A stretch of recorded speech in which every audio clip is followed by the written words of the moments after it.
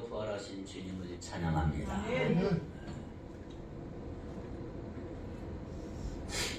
기독교에서는 교회에서는 특별히 오늘 부활주일이 가장 큰 뭐라 그럴까요? 가장 큰 명절이고 가장 큰 역사의 날인데 여러분들도 오늘의 하루가 가장 행복하고 복 있는 날이 되기를 바랍니다. 이 날을 위해서 한 달 동안 고난주간도 한 주간 지키고 또 우리가 지키진 않지만 과거에 사순절도 지키고 이 부활절 때문에 그런 것입니다. 이제 고난의 터널을 지나고 부활하셨으니 여러분의 앞날에 놀라운 역사 빛이 넘치기를 축복합니다. 미국 남북전쟁 당시에 두 친구가 열차 안에서 서로 이야기를 주고받고 있었습니다. 한 친구는 장군이고 한 친구는 대령이었습니다. 연대장입니다. 연대장은 대령입니다. 한 친구는 별 스타 장군이고 한 친구는 연대장. 지금은 장군과 연대장이라고 하는 상하의 관계에 있습니다만 고향에서는 허물없는 친구지간입니다. 다른 사람들이 보지 않는 곳에서는 여복의 친구하며 격이 없이 이야기를 합니다. 기차를 타고 가면서 이야기하는 중에 화제가 이제 예수님에 대한 이야기로 옮아가기 시작했습니다. 그때 연대장이 이렇게 말을 했어요. 나는 역사적인 인물 예수가 초능력의 위치에 놓여 있는 거 아주 부끄럽게 생각한다네. 근데 무슨 말이냐면 역사적인 인물이 어찌하여 신비의 베일에 가려진 채 하나님의 아들이니 계시의 사람이니 부활했느니 메시아니 하게 되었느냐는 것이죠. 인간의 순수성이 그만 흐지부지 된 것 같아 마음이 아프다는 거죠. 그때 친구인 이 장군도 덩달아 이런 얘기를 했습니다. 누구든 실제 예수를 추적해서 연구하고 글을 쓰면 아주 좋을 것 같다네. 이런저런 이야기를 주고받고 있다가 마침내 문학에 소질이 있었던 장군이 이 역사적인 글을 쓰기로 했습니다. 예수는 훌륭한 인간이었다. 예수의 인간성, 그 휴머니즘을 잘 드러낼 소설을 장군이 쓰기로 했습니다. 장군은 예수님의 생애에 관해서 아주 세밀하게 연구하기 시작을 했습니다. 성경을 깊이 탐독하고 모든 역사적인 자료들을 깊이 검토했습니다. 수많은 시간과 노력을 투자해서 열심으로 연구했습니다. 그 연구의 의도는 오로지 하나입니다. 예수님은 하나님의 아들이 아니라 사람의 아들이다. 순수한 인간이다. 이것을 입증하기 위해서 무신론자인 이 장군은 열심히 예수님을 연구하기 시작했습니다. 드디어 글이 완성되어 책으로 출간이 됐습니다. 이 책은 어느덧 베스트셀러가 되고 수많은 사람들이 앞다투어 읽기 시작을 했습니다. 더욱 유명해지면서 드디어 영화로 만들어졌어요. 영화로. 그 영화가 뭘까요? 그 영화는 제목이 벤허입니다. 벤허. 여러분 잘 알죠? 벤허. 제가 태어나기도 전에 1959년에 첫 개봉이 된 영화 벤허입니다. 그 저자는 다름 아닌 웰레스 장군, 누 웰레스 장군이 장군. 아까도 말씀드린 그 무신론자가 무신론을 증명하기 위해서 이 책을 쓰다가 처음에 그는 예수님의 인간성에 초점을 맞춰서 책을 쓰려고 열심히 노력했지만 그러나 그는 예수님의 생애를 추적하고 연구하는 동시에 서서히 예수님에 대해서 녹아지기 시작했어요. 예수님의 신성을 의지하게 됐고 믿게 됐고 드디어 자기는 무신론자지 하나님의 아들임을 시인하게 됐고 부활을 믿게 된 것입니다. 그래서 쓴 책이 바로 벤허입니다. 벤허. 이 벤허를 읽어보면 또 여러분들이 영화를 보면 얼마나 감동적인지 모릅니다. 여러분은 예수 그리스도의 부활을 얼마만큼 믿고 있나요? 많은 지식이 없어도 여러분 이 사실 하나만으로 충분합니다. 많은 건 내가 믿지 못해도 예수님의 부활 하나만 온전하게 믿을 수 있다면 모든 문제는 근본적으로 해결될 것입니다. 결코 잊지 마십시오. 아직도 나에게 수많은 해결되지 않은 복잡한 문제가 남아있다면 부활신앙이 분명하지 못하기 때문에 이 엄연한 사건을 내가 바로 이해하지 못하고 아직도 나의 지식, 나의 믿음, 나의 실력, 나의 의지가 아직도 이 사건에 확실하게 도달하지 못해서라고 할 수가 있는 것입니다. 신약 성경의 사복음 그러면 마태, 마가, 누가, 요한복음을 사복음이라 그래요. 각기 예수님의 부활을 사복음서에서 다 다루고 있는데 그들을 비교해 보면 약간 안 맞는 것처럼 보이는 내용들이 존재합니다. 예를 들어 오늘 마태복음을 여러분들이 읽었는데 막달라 마리아와 다른 마리아가 예수님의 무덤으로 갔다라고 되어 있는데 요한복음에 보면은 막달라 마리아만 갔다고 되어 있어요. 이것은 성경이 틀린 게 아니고 각자의 관점에서 중요하다고 여겨지는 것을 기록했기 때문에 마태는 막달라 마리아와 마리아가 중요해서 이름을 적어놓고 요한은 막달라 마리아가 중요해서 기록해 놓은 거예요. 각 저자마다 자신의 특색을 가지고 기록했기 때문입니다. 그래도 사복음서에 기록한 예수님의 부활을 여러분들이 읽어보면 한 가지 공통점이 나와요. 그게 뭐냐 하면 예수님이 고난과 죽임을 당하고 3일 만에 부활할 것이라고 하는 말씀을 여러 차례 하셨음에도 불구하고 제자들은 예수님의 부활을 전혀 기대하지 않았다라는 거예요. 이건 사복음서에 다 기록이 되어 있습니다. 여러 번 예수님이 말씀하셨음에도 불구하고 믿지 않았어요. 그러나 예수님의 부활은 그들에게 그래서 놀라운 기적이 됐습니다. 마태복음은 부활과 관련된 놀라운 사건들 중에 여인들이 천사를 통해서 부활에 대한 말씀을 듣고 부활하신 예수님을 만났다는 것을 보여주고 있습니다. 첫째로 오늘 1절로 7절에 보면 천사로부터 부활 소식을 듣는 두 여인의 모습을 보십시오. 오늘 본문에 보면 안식일 날 요즘으로 말하면 일요일 아침, 주일 아침 새벽 막달라 마리아와 이름은 알려졌지만 누구인지 알 수 없는 다른 마리아가 무덤을 방문했을 때의 사건이 기록이 되어 있습니다. 1절을 다 같이 다시 한번 읽어봅시다. 시작. 안식일이 다 지나고 안식 후 첫날이 되려는 새벽에 막달라 마리아와 다른 마리아가 왜 갔어요? 무덤을 보려고 갔어요. 두 여인은 원래 무덤을 보려고 갔어요. 그들은 향료를 가지고 금요일에 제대로 처리하지 못했던 예수님의 시신의 매장을 좀 깔끔하게 매듭짓기 위하여 새벽에 일어나 갔어요. 과거에 이미 니고데모가 이미 많은 향품을 가지고 안식일이 되기 전에 예수님의 시신을 장사 지냈지만 이 여인들도 자기들 나름대로 향품을 준비해서 예수님의 시신을 바르려고 무덤 보려고 간 거예요. 그런데 두 여인이 무덤을 보려고 갔을 때 놀라운 일이 생긴 거예요. 2절 3절 큰 지진이 나며 주의 천사가 하늘로부터 내려와 돌을 굴려내고 그 위에 앉았는데 그 형상이 번개 같고 그 옷은 눈같이 희거늘 큰 지진이 일어났습니다. 천사에서 하늘이 내려왔어요. 천사는 흰 옷을 입고 번개와 같은 영광스러운 모습으로 나타났어요.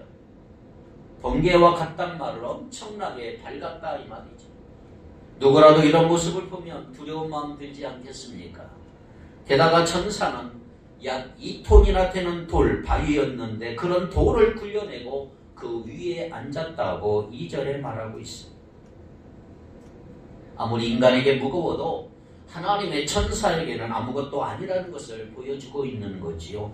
이것은 죽음을 이긴 초자연적 승리를 암시해주고 있습니다.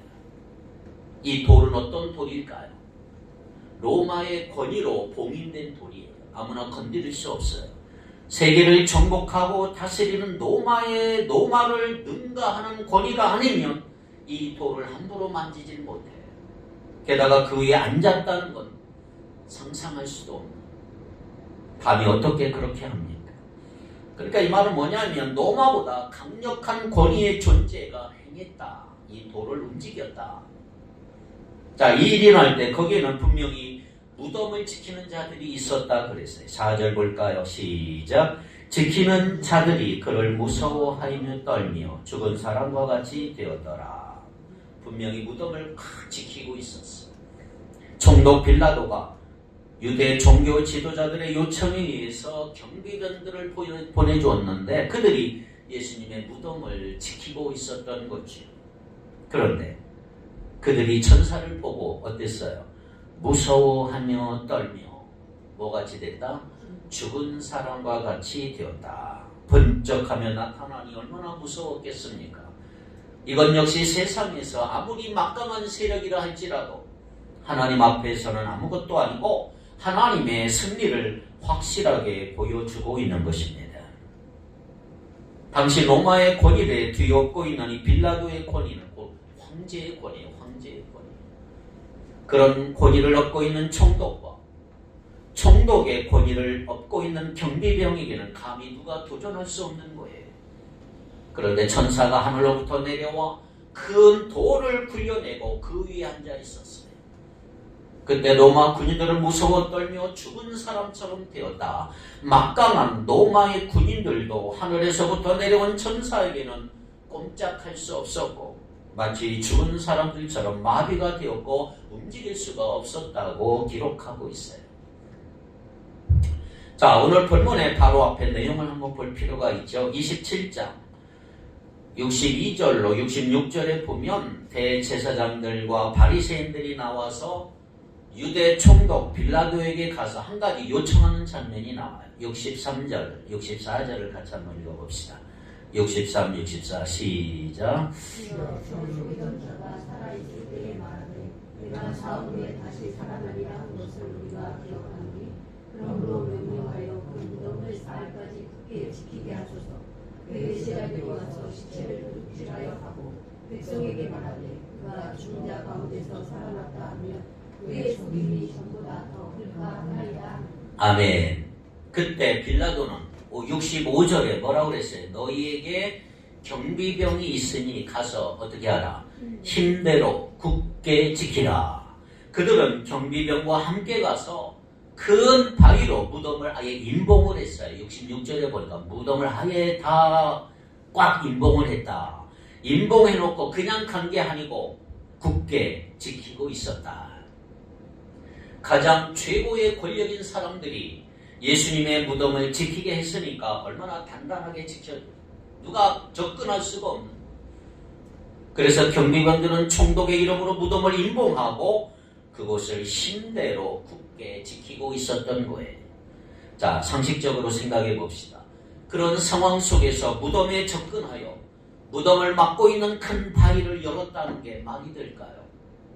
그리고 들어가서 몰래 시신을 건드렸다는 게 과연 가능할까요? 물론 군인들이 줄 수도 있었지만 그들은 조를 짜서 돌아가면서 쉬었고 또 지켰기 때문에 누구라도 지키고 있었다는 거예요. 그런데 거기 몰래 접근해서 엄청나게 큰 돌을 옮겼다. 이게 과연 가능한 일일까요? 그렇게 하는 것은 로마 황제의 권위에 도전하는 것이죠. 시신을 도둑질하기 위해서 거기 접근한다? 감히 누구도 생각 못할 일이에요. 그렇게 총독과 사내들인 공회가 주도하여 최선을 다해 예수님의 무덤을 굳게 지키고 있었던 것입니다. 그럼에도 불구하고 잘 보십시오. 두 마리아가 방문했을 때 무덤의 돌은 천사에 의해서 굴려졌다. 부활하신 예수님은 거기 계시지 않고 나오셔서 두 여인을 만나셨어요. 이것은 예수님의 부활이 사실이라고 하는 사실을 너무나 분명하게 보여주는 사건이라고 할 수가 있는 거예요. 사랑하는 성도 여러분, 오늘 우리가 두려워하고 있는 게 무엇일까요? 불안해하고 있는 게 무엇입니까? 모든 것은 하나님께 달려있음을 믿으시기 바랍니다. 오늘날 세계를 이끌어가는 지도자들이 뭔가를 결정한다고 모여요. 유언에 모이고 각 나라마다 결정을 해요. 자기들의 권위로 결정을 내리지만 그런데 놀랍게도 그런 것들을 통해서 하나님의 섭리가 이루어지는 것을 볼 수가 있는 거예요. 힘센 사람들이 다 한 것 같고 권력 있고 무기가 있는 사람들이 다 이길 것 같지만 결국은 하나님의 선한 뜻이 이루어진단 말이에요.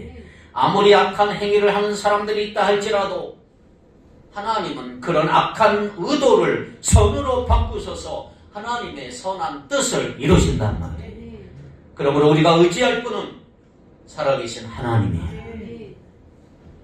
다른 것 걱정하느라고 하나님 두려워하는 게 부족하지 않은지 돌아보셔야 합니다.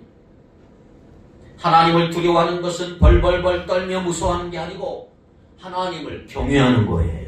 사람보다, 환경보다, 그 어느 누구보다 하나님을 의지하고 하나님을 경외하는 여러분 되기를 바랍니다. 5절 6절을 이렇게 되어 있어요. 5절 6절. 천사가 여자들에게 말하여 이르되 너희는 무서워하지 말라. 십자가에 못 박히신 예수를 너희가 찾는 줄을 내가 아노라. 그가 여기 계시지 않고 그가 말씀하시던 대로 살아나셨느니라. 와서 그가 누우셨던 것을 보라. 자, 이 정면을 잘 보세요. 천사가 돌을 굴려낸 것은 부활하신 예수님이 무덤 속으로 나오시도록 돕기 위한 것이 아니라는 말이에요. 부활하신 예수님은 이미 무덤 밖에 나와 계셨단 말이에요. 천사가 돌을 굴려낸 것은 예수님 때문이 아니라 누구 때문에? 여인들로 하여금 그가 누우셨던 것을 보도록 하기 위해서 천사가 돌을 옮긴 거예요.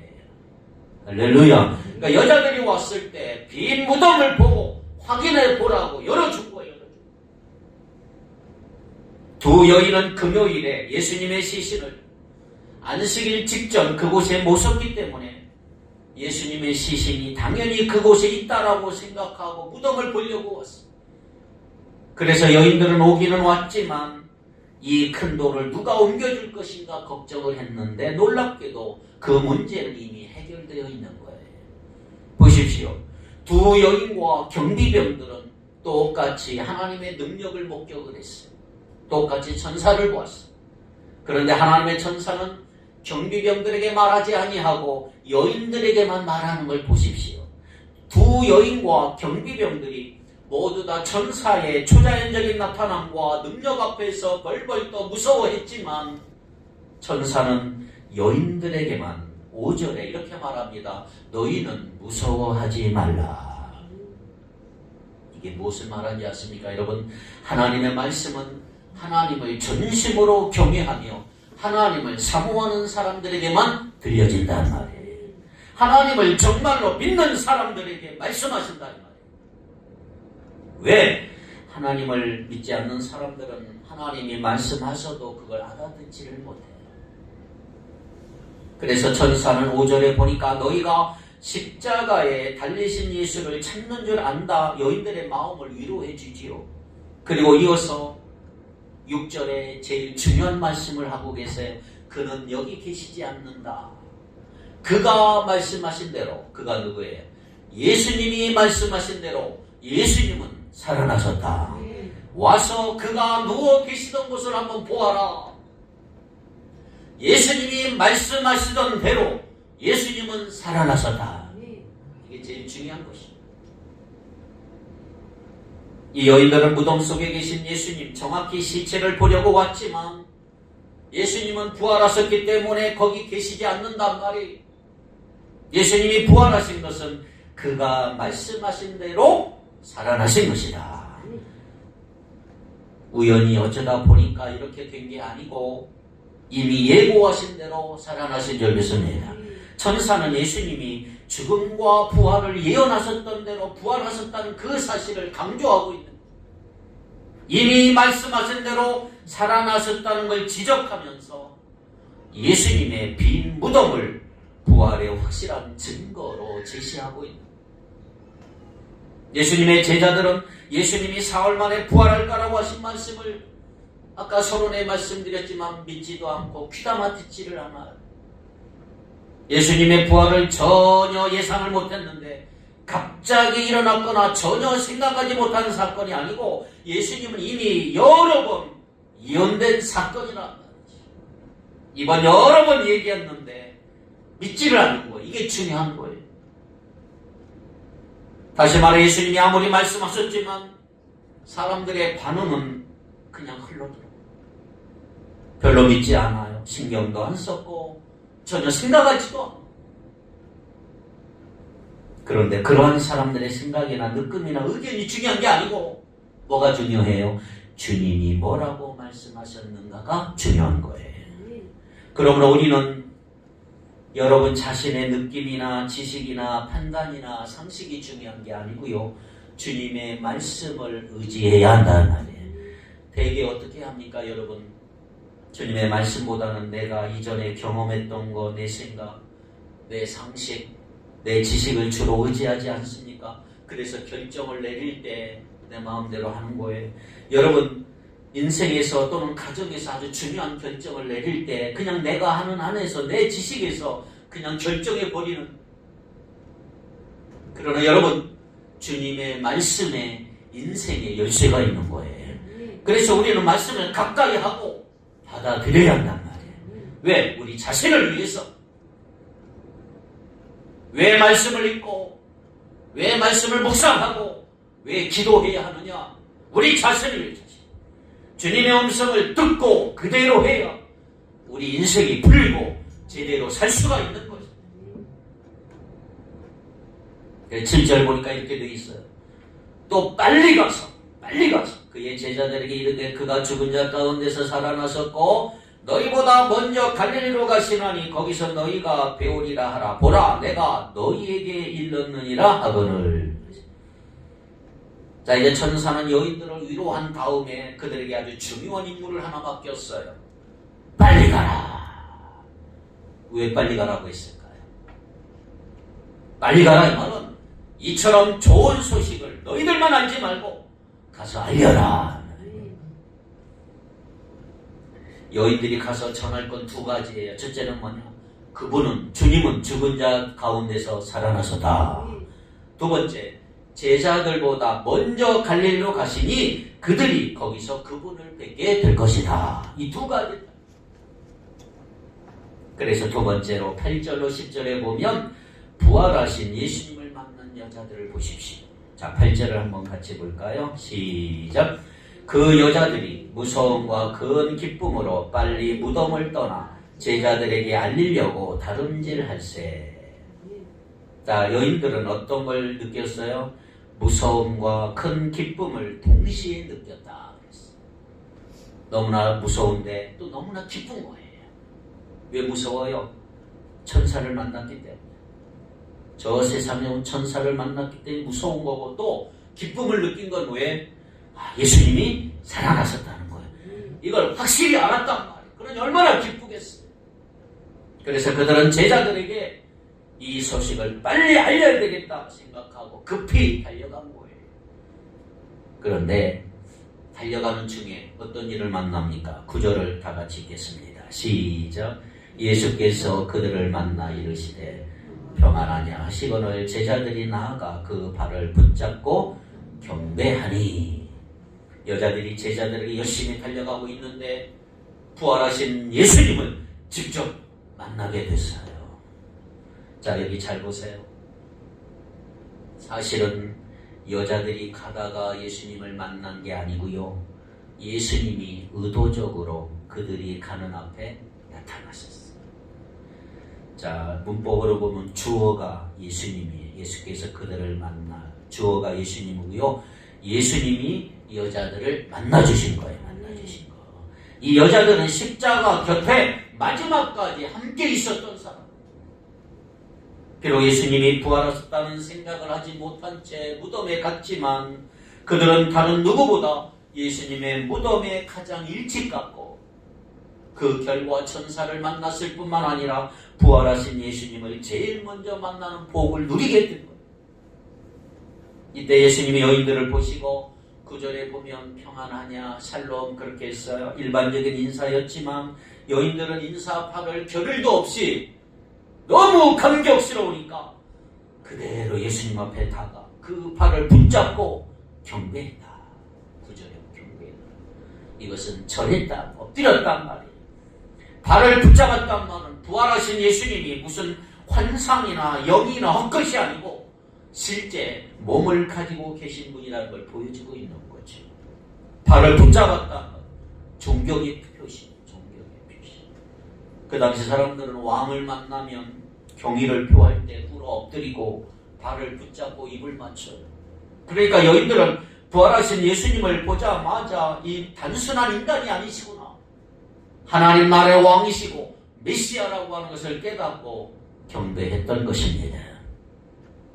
오늘 우리도 바로 이 사실을 깨닫기 때문에 이 자리에서 예배드리는 줄 믿습니다. 10절에 시작. 예수께서 이르시되 무서워하지 말라. 가서 내 형제들에게 갈릴리로 가라 하라. 거기서 나를 보리라 하시니라. 자, 여기 보세요. 예수님이 제자들을 뭐라고 했습니까? 형제들아, 내 형제들아, 내 형제들아. 네, 물어보십시다. 사실 이들은 어떤 사람들이에요? 예수님을 버리고 도망간 사람들이에요. 도망간 자들. 베드로는 예수님을 부인하기까지 했고 저주도 했던 사람. 다른 제자들은 벌써 다른 자들 다 도망가 버렸어요. 요한만이 유일하게 십자가 앞까지 왔지만 사실 요한도 처음에는 어딘가 피신해 있다가 나중에 온 거예요. 그럼에도 불구하고 예수님은 자신을 버리고 도망갔던 자들을 향해서 뭐라고 그랬어요? 내 형제들아, 내 형제들아. 무슨 말이에요? 그들을 사랑하신다는 거예요. 그들을 용서하셨다 이 말이에요. 십자가 위에서 자신을 죽이는 사람도 용서하셨는데 왜 이들을 용서하지 못할까요? 배신자들이지만 내 형제들아, 내가 다 용서한다 이 말이에요. 여러분, 우리가 착각하면 안 되는 게 하나 있어요. 내가 열심히 성경을 읽고 기도도 꾸준히 하고 예배도 꼬박꼬박 참석하고 헌금도 잘하고 신앙생활 잘하면 하나님은 나를 너무너무 사랑하십니다. 그렇지 못하고 등한시하고 맨날 빠지고 맨날 뭐 이렇고 죄만 짓고 그러면 하나님 나 그렇게 사랑하지 않으신가? 여러분, 하나님의 사랑은 똑같습니다. 하나님을 향한 우리의 사랑이 변덕스러운 게 문제지 우리를 향한 하나님의 사랑은 똑같아요. 더 좋아질 수 없을 정도로 완벽한 사랑이에요. 그래서 하나님은 사랑이시라. 하나님은 사랑 그 자체시라. 주님은 내가 어떠한 상황이든지 상관없이 나를 사랑하신다. 상황이 어떤지 나쁘든지 변함없이 나를 사랑하시는 분이에요. 그런데 문제는 솔직히 한번 자신을 보세요. 내가 정말 하나님을 기쁘시게 할 만한 삶을 살고 있나? 자신 있습니까? 돌아보면 형편없을 때가 얼마나 많습니까? 솔직히 하나님의 뜻대로 사는 때가 얼마나 될까요? 너무나 부족하고 너무나 연약해요. 이기적인 말로 행동을 상처를 얼마나 주고 사는지 몰라요. 그럼에도 불구하고 예수님은 그러한 나를 보시면서 놀랍게도 뭐라고 말씀하시느냐? 너는 내 형제야. 너는 내 자매야. 웬 은혜입니까? 웬 사랑입니까? 내가 뭔가 죄를 지을 때 주님 보시기에 이러면 안 되는데라고 다 알지 않습니까? 그때 음성을 기억하셔야 돼요. 너는 내 형제야. 너는 내 자매야. 이 말씀 기억할 수 있다면 잘못하려고 하는 그 순간에 내가 예수님의 형제고 자매인데 이러면 안 되지. 맞습니다. 주님 감사합니다. 그러므로 우리는 바로 이 주님의 음성을 늘 기억하고 들으면서 주님과 동행하는 여러분 되기를 바랍니다. 영적으로 잠들어 있다면 잠든 데서 깨어나기를 바랍니다. 침체의 늪에 깊이 빠져 있다면 빠져나오기를 바랍니다. 무슨 거창한 일 하라는 게 아니에요.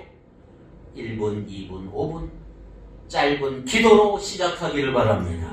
이런 공예의 마음을 다해 정성을 다해 참석하는 여러분 되길 바랍니다. 말씀을 몇 절, 몇 장이라도 읽어보세요. 그렇게 나가다 보면 분명히 우리 주님의 음성이 들리게 될 것이다.